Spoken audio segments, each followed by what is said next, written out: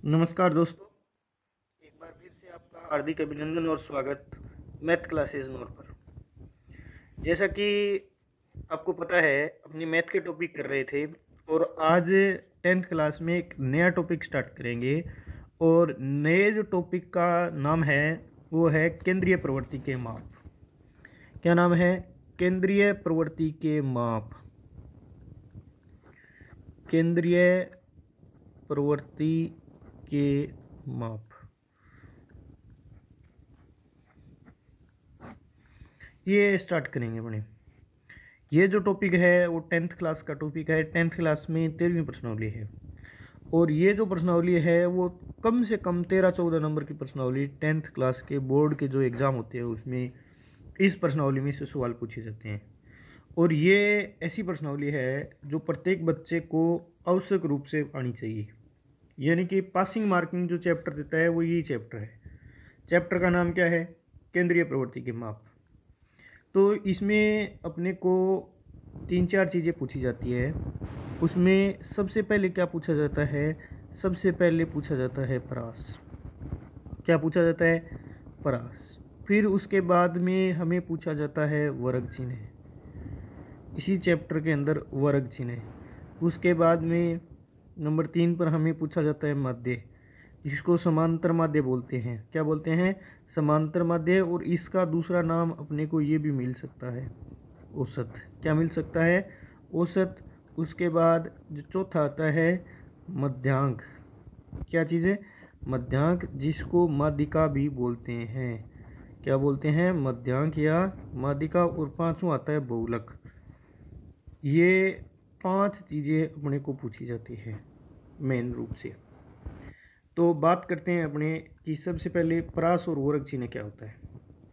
जैसे हमें कोई सवाल देगा, उसमें ये कहेगा कि 10 से 20, 20 से 30, ऐसे कोई वर्ग अंतराल दे रखा है। इसमें जो ये मान है ना, ये है निम्न सीमा। क्या है? निम्न सीमा। और ये जो मान है ये है उच्च सीमा। इसी प्रकार से इस वर्ग अंतराल में ये जो है वो है निम्न सीमा और ये है उच्च सीमा।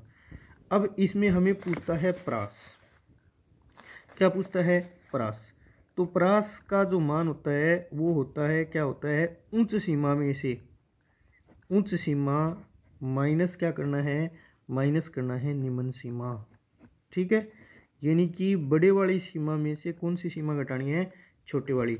अब इसका निकाले ना हमने 20 से 30 का, तो ये कितना आ जाएगा? 30 माइनस 20, कितना बच गया? 10। तो इसका जो परास 20 से 30 का परास कितना आ गया? 10 का आ गया। कितने का आ गया? 10 का। फिर दूसरा इसके अंदर हमें पूछता है वर्ग चिन्ह। क्या पूछता है? वर्ग चिन्ह। वर्ग चिन्ह ज्ञात करने का एक फॉर्मूला होता है। फॉर्मूला क्या होता है? उच्च सीमा प्लस में निम्न सीमा। उच्च सीमा प्लस क्या होगा? निम्न सीमा। और बट्टे में कितना आएगा? बट्टे में आएगा जी 2। कितना आ जाएगा? 2। अब जैसे ये अपने को दे रखा है 20 से 30, इसका पूछिए तो कितना आएगा? उच्च सीमा। उच्च सीमा का मान कितना है? 30। प्लस में निम्न सीमा कितनी है? 20। दोनों को जोड़ के किसका भाग देना है? 2 का भाग देना है। 30 और 20 कितने हो गए? 50। 50 बटे 2, 50 में 2 का भाग देना, यानी कि कोई भी संख्या है उसमें 2 का भाग देना है ना, तो इसका मतलब उस संख्या को आधा करना है अपने को। क्या करना है? आधा करना है। 50 में 2 का भाग देना है, तो 50 का आधा कितना हो गया? 25। तो वर्ग चिन्ह का मान कितना आ गया? 25। तो स्टार्टिंग के 2 चीज़ें अपने कर ली। परास कैसे ज्ञात करेंगे? परास ज्ञात करने का तरीका होता है उच्च सीमा माइनस निम्न सीमा। ठीक है, वर्ग चिन्ह ज्ञात करना हो तो वो कैसे ज्ञात करते हैं? उच्च सीमा प्लस में निम्न सीमा और बटे में कितना आएगा? 2। जैसे इसका ज्ञात किया है अपने 20 से 30 का, तो कैसे ज्ञात किया? 30 प्लस 20 बटे में कितना आ गया? 2। ये कितना आ गया? 50 बटे 2। 50 बटे 2 का मतलब कितना आ गया? 25। 2 का भाग देने का मतलब संख्या को कितने बराबर भागों में बांटना है? 2 बराबर भागों में बांटना है। अब बात करते हैं अपने माध्य, जिसका दूसरा नाम क्या बताया मैंने? औसत। मध्यांक, जिसका दूसरा नाम माध्यिका। और तीसरा बहुलक। ये किस प्रकार से ज्ञात करेंगे? देखो, कोई भी संख्या है अपने पास से लिख रहे हैं हमने। जैसे ये लिख दिया 4, 6, 5, 3, 2, 4, 1। अब इसके देखो, ये जो तीनों चीज़ें हैं ना, ये 3 प्रकार से पूछी जाती है। 3 प्रकार से कैसे? वो अपने बात कर रहे हैं, तो उसमें पहला तरीका कर रहे हैं किस प्रकार से अपने को माध्य, मध्यांक और बहुलक पूछता है। उसका पहला तरीका, तीनों ही चीज़ें कितने तरीके से आएगी, 3 तरीके से हमें पूछी जाएगी। पहले तरीके में देखो सवाल दे दिया कि 4 6 5 3 2 4 1 का आप माध्य बताइए। क्या बताना है, माध्य। तो माध्य या समांतर माध्य, ठीक है। समांतर माध्य कैसे बताएंगे, समांतर माध्य होता है जी आंकड़ों का योग और बटे में आंकड़ों की संख्या, आंकड़ों का योग बटे में आंकड़ों की संख्या, आंकड़ों की संख्या।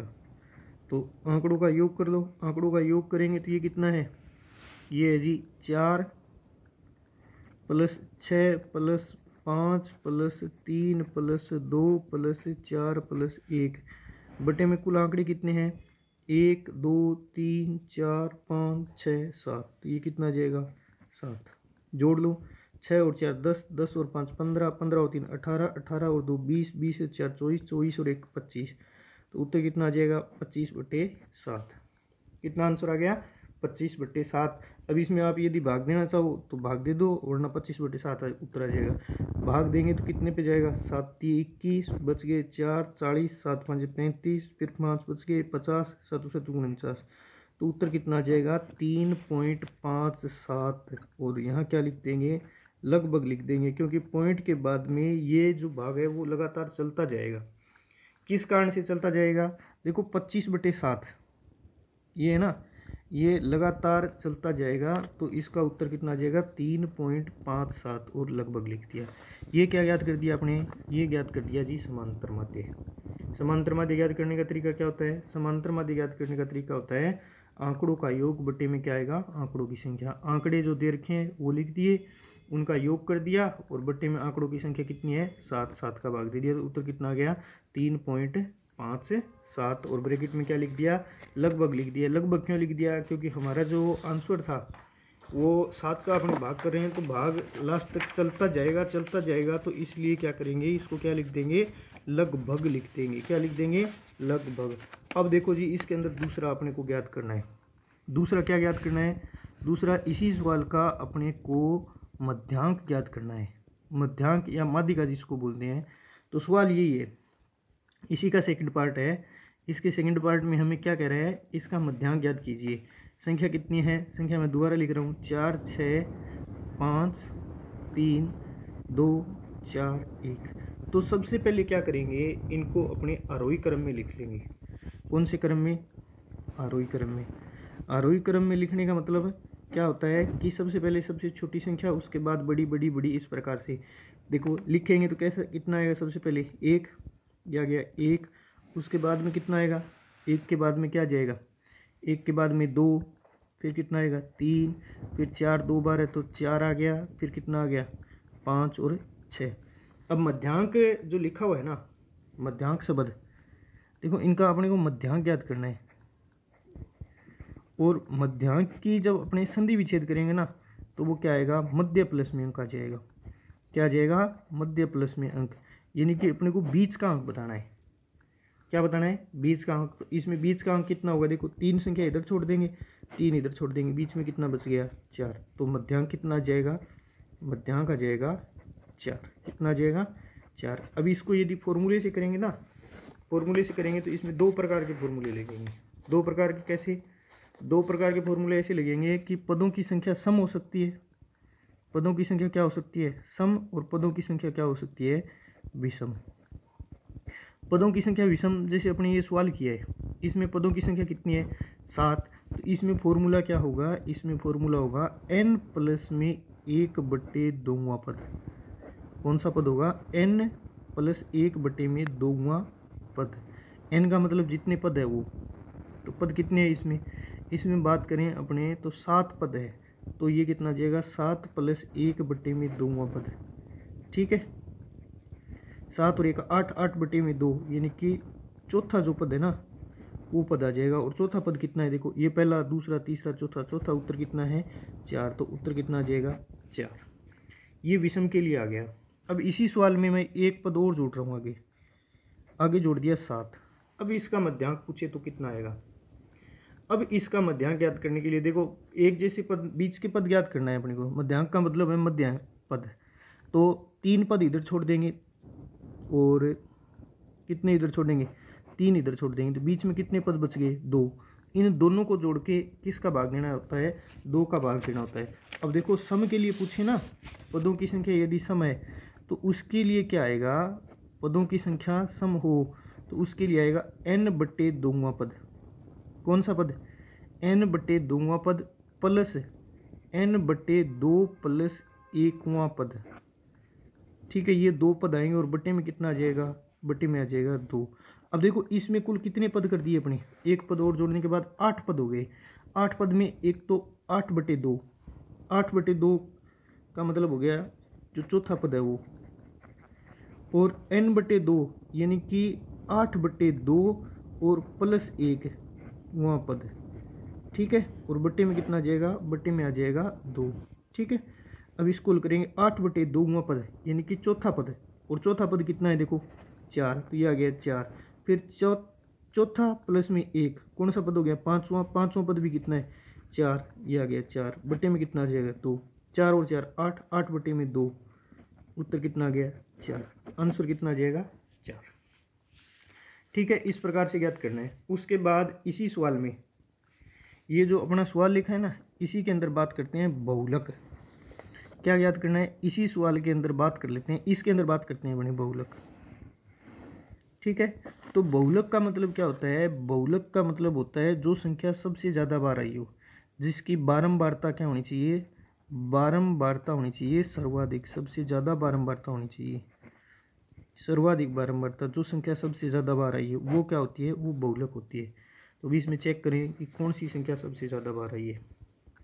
देखो इसमें 4 2 बार आया है, 4 कितनी बार आया है, 2 बार, इसलिए बहुलक कितना हो जाएगा, बहुलक हो जाएगा इसका 4। कितना हो जाएगा, बहुलक 4। बहुलक का मतलब क्या होता है, बहुलक का मतलब ये होता है जिसकी जो आवृत्ति है, बारंबारता है, वो क्या होनी चाहिए, सबसे ज़्यादा होनी चाहिए। तो इसका बहुलक कितना हो जाएगा, 4 हो जाएगा। ये जो अपने लिखा था ना, मध्य, मध्यांक और बहुलक, ये ज्ञात करने का पहला तरीका है। ठीक है, एक बार दोबारा देखते हैं किस प्रकार से ज्ञात किया है। यदि अपने को समांतर माध्य, इसी को क्या लिख सकते हैं, इसी को पूछा जा सकता है माध्य लिखकर, और इसी को ये पूछ सकता है क्या लिख के, औसत लिख के। ठीक है, तो तीनों चीज़ें एक ही बात होती है, और ये क्या होगा, आंकड़ों का योग बट्टे में आंकड़ों की संख्या। जो संख्या अपने को दे रखी है उनका जोड़, और बट्टे में कितना आ जाएगा, जो इनकी संख्या कितनी है वो, इन सब का जोड़ कर लिया, बटे में 7, 25/7 आ गया, 3.57 आ गया, उत्तर लिख दिया लगभग। ठीक है, दूसरा अपने को ज्ञात करना होता है मध्यांक। मध्यांक का मतलब होता है बीच का पद। कौन सा पद है, बीच का पद। तो इसमें अपने को 2 फॉर्मूले ध्यान में रखने पड़ते हैं। 2 फॉर्मूले कौन कौन से होते हैं, यदि पदों की संख्या सम है ना, तो ये फॉर्मूला होगा।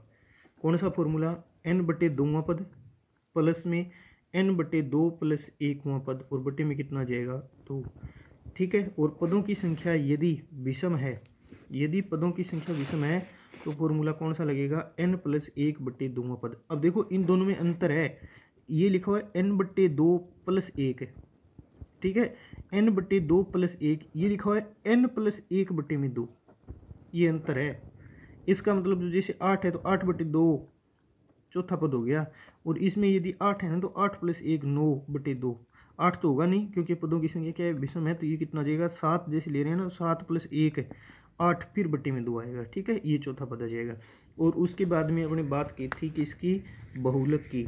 बहुलक का मतलब क्या होता है, जिसकी आवर्ती सबसे ज़्यादा हो, जिसकी बारंबारता सबसे ज़्यादा हो, वो क्या चीज़ होती है, बहुलक।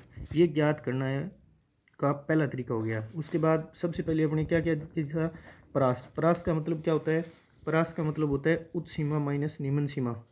उच्च जो बड़ी सीमा है उसमें से कौन सी सीमा घटानी होती है, छोटे वाली सीमा घटानी होती है। फिर ज्ञात किया अपने वर्ग चिन्ह।